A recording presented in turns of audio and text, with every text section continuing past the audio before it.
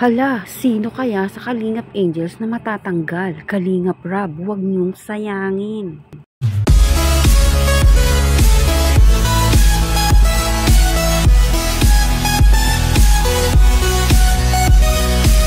Ayon nga po kay Kalingap Rob ay huwag sayangin ang pagkakataon.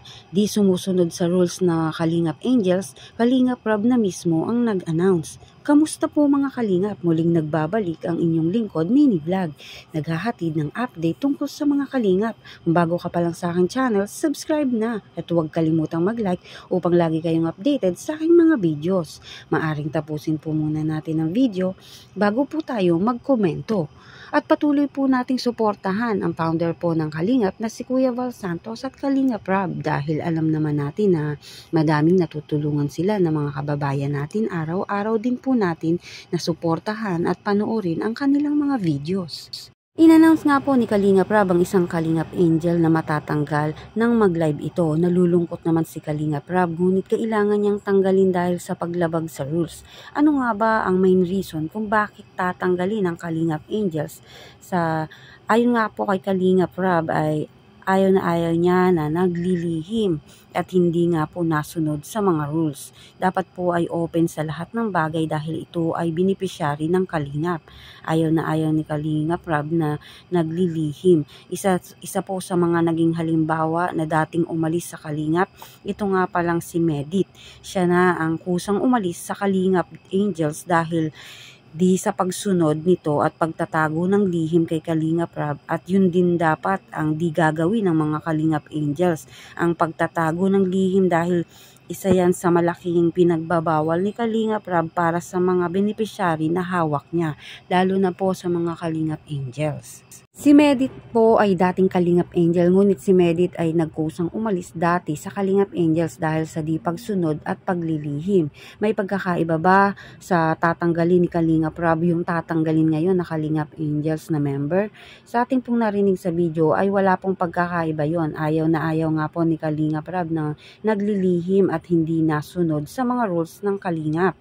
Kung kayo ay binigyan ng pagkakataon na maging beneficiary ng Kalingap Angels, ay dapat pinahahalagan nyo dahil minsan lang ang opportunity. Tapos sasayangin. Alam naman natin na andyan lang ang love team dahil nga ang benefits na ikaw ay Kalingap Angels ay hanggang makatapos ito ng pag-aaral ay tutulungan ka nga ni Kalingap Rob. Kaya maswerte ang mga Kalingap Angels basta nasunod sa rules ng Kalingap. Kaya dapat kung sino man ang nasa Kalingap ay talagang pahalagahan ito at ingatan dahil marami po ang nangangailangan na ganyan na tulong tapos sasayangin po ng iba at di po pahahalagahan. Alam naman natin na libre ito sa pag-aaral, libre bibigyan ka pa ng bahay, bibigyan ka ng mga allowance, bukod pa po doon yung mga sponsor. Once na ikaw ay Kalingap Angels, marami pong chance na ikaw ay matulungan ng malaki. Gaya na lang po ng kay Beyonce, ang laki po ng naitutulong. Kaya kung ikaw ay Kalingap Angels, ay wag po ninyo sasayangin. Dapat po ay inyo pong ingatan, pahalagahan, para rin yun sa inyo upang makatulong kayo lalo sa pamilya. Bihira ang ganyang pagkakataon ayon nga po kay Kalingap Rob, kaya po talagang pahalagahan natin. Mabuti pa din sila yung matatanggal nga po na beneficiary ay tutulungan pa din daw po ito ni Kalingap Rob dahil long-term beneficiary nga po iyon ni Kalingap Rob.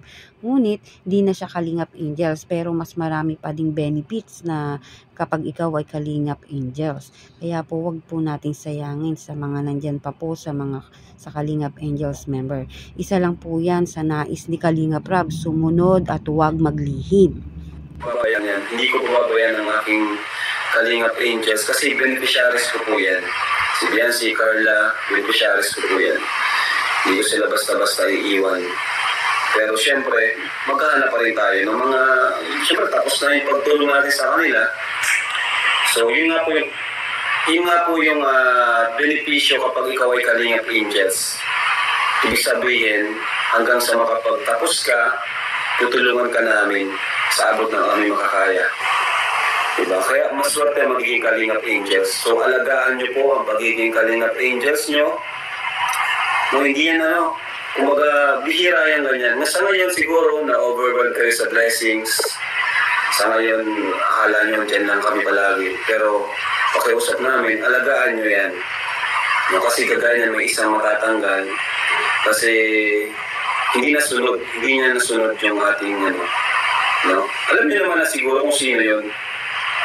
Hindi ko palang sinasabi yung pangalan. Pero hindi porque wala na siya sa Kalingap Angels, hindi na siya beneficiaries. Tutulungan pa rin natin. Pero sa Kalingap Angels kasi, dyan nakasentro yung yung long term na pagtulong. Parang kasi sila scholars ko sila. Diba? Pag kailangan nila, anytime pwede silang mag-chat. Kahit walang vlog, nabigay po ako sa kanila. Kaya alagaan niyo po yan. No? Alagaan po nila Dara, nila Joy, sino man. So kung Kalingap Angels ka, dapat niyo rin kami. Mahalin niyo rin kami. Mahalin niyo rin ang Kalingap. Diba? Support niyo rin po kami. Sumunod, huwag kayong masyadong sikreto. Diba?